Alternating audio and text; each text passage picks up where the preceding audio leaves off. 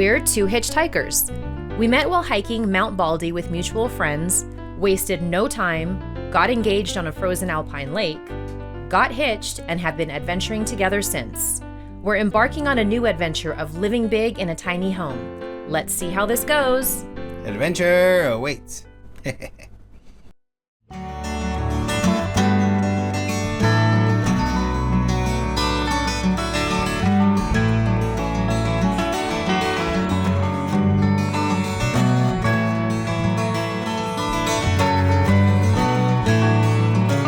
Well, we've been hitting below freezing temperatures the last few nights, and the batteries are doing just fine.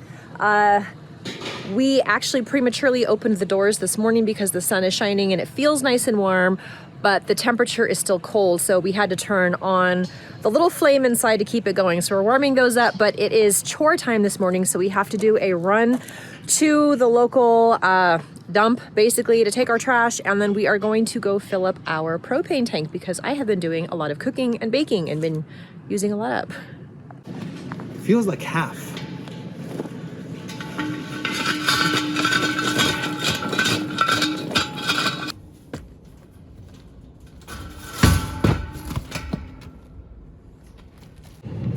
We were just calculating how much propane we used considering when we installed it. That was over the summertime, so it's been a little over 4 months, and we estimate that it's about half full right now. Yeah. So it holds 100 pounds of propane, which is equivalent to about 24 gallons. So we're estimating that we've used maybe 12 gallons worth of propane since we first installed it in July.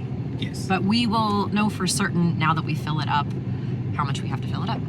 Yep.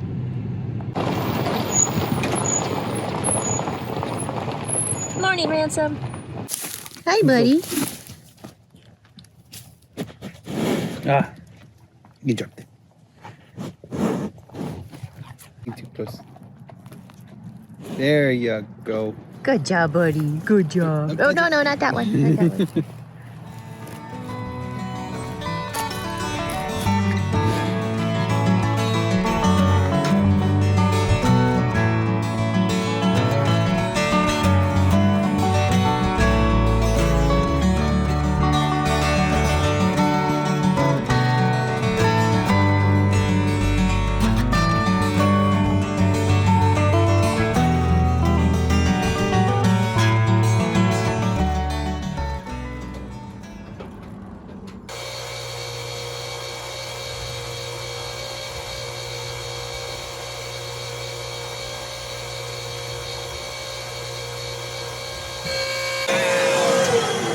We had 10 gallons left. All right, well, in about maybe a little over 4 months, we went through just shy of 15 gallons of propane. Now that was specifically for cooking and baking in the oven because we still don't have our hot water hooked up to that. We're using a camp stove to heat our water. It's a separate system. So once we get the entire plumbing system underway, we'll attach our hot water heater. It's an on-demand water heater, and that will then be included in our usage of this propane that we have here. So it gives us a good gauge. I would say that once we start using this for hot water heating, in addition to cooking, we might be filling this up every maybe 3.5 to 4 months just to be on the safe side. Now, we do have a larger capacity propane tank that is round. You've probably seen it on the property and maybe wondered what it is.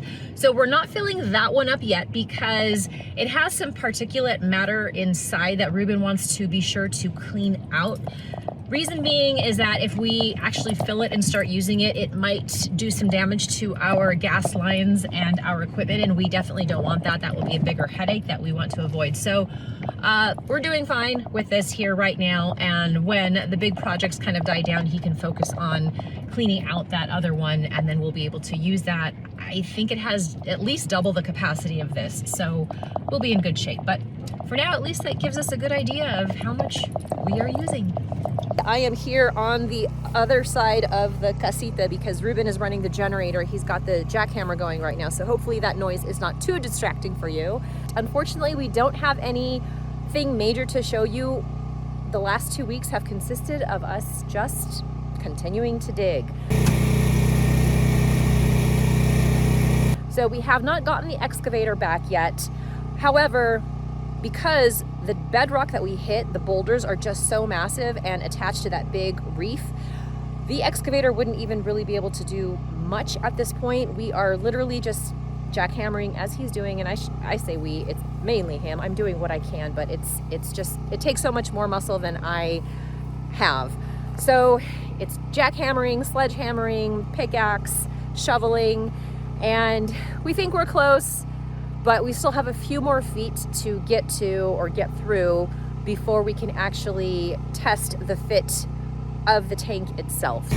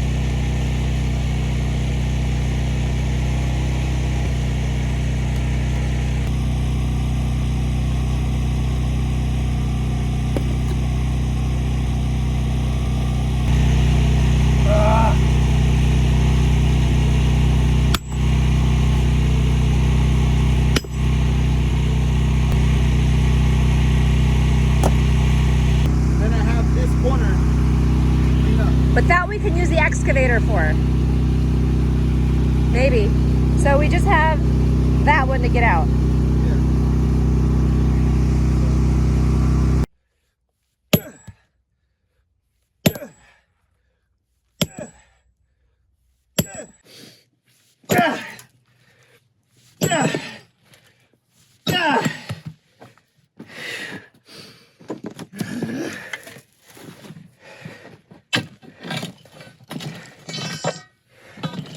Yes, yes, yes!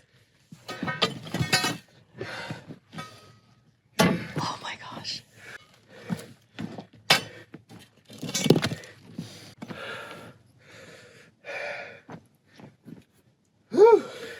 Breathless. I can't believe you did that one. I thought that was going to be another 6 hours. No, I'm learning the cracks. But what you did yesterday definitely helped with removing that one part over there. Oh yeah.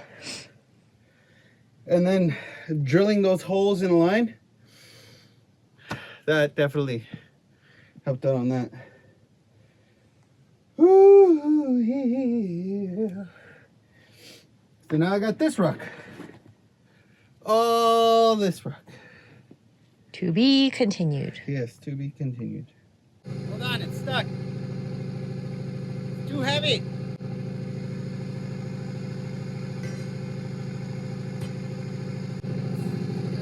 Still stuck. Too heavy. This is the biggest rock ever. This is actually quite comfortable.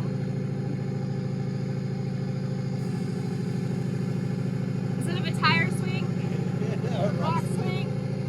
This is how we do it. It's just you can't.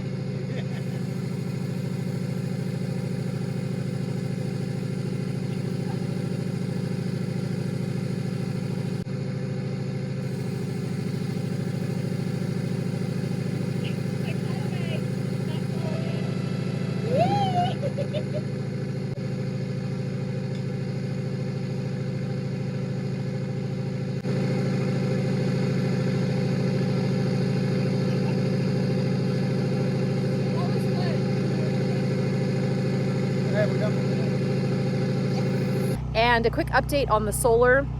We are completely hooked up at this point with the lithium batteries to the solar panels. We've been running tests. Everything is going well. They are slowly charging in tiny increments. Again, our daylight hours of strong sunlight are much less now than they are in the summertime. So the charging is slow going, but we're doing A-okay. The weather is now very cold at night. I think last night was our coldest yet. It was 16 degrees. So the batteries are doing fine because they are in the insulated shed, and we have a backup system for heat in there as well. It's called seed mats that I was using for the kombucha. But if it seems to get too cold, we can just turn those on and it'll just give some ambient heat in the area of the batteries. And so far, so good. But yeah, there's just not too much to update you on with regard to constant video. It's just been chilly and sunny, and we harvested those pumpkins. And the cool thing is for Thanksgiving dinner, I was able to roast the pumpkin, puree it, and I made pumpkin pie, and it was really good. So that was very exciting on our part.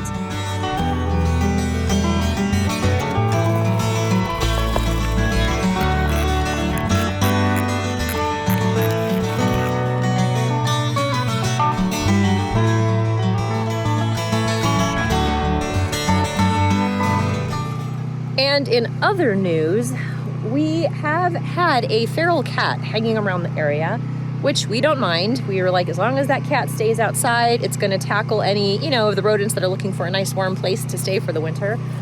So we've been leaving milk out and it disappears. We have on the game cam a couple shots of that cat coming around.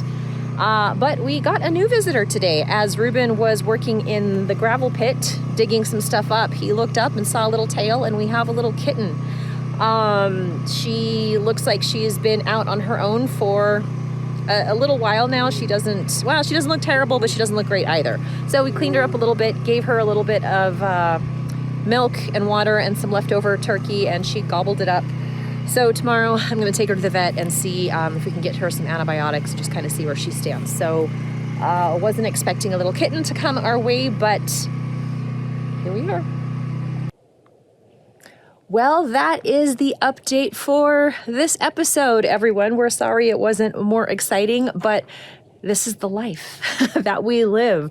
Sometimes it's fun, and sometimes it's just digging through bedrock over and over and over again. But we're having fun doing it, and that's the most important part, right? The kitten did well overnight. We had her warm and cozy near the wood stove, and she ate a good breakfast this morning. Now she's sleeping. So I am getting ready to wrap up this video and head into town because I do need to take her to the vet. I have an appointment, so hopefully we have some good news there. We'll be sure to share that with you next week.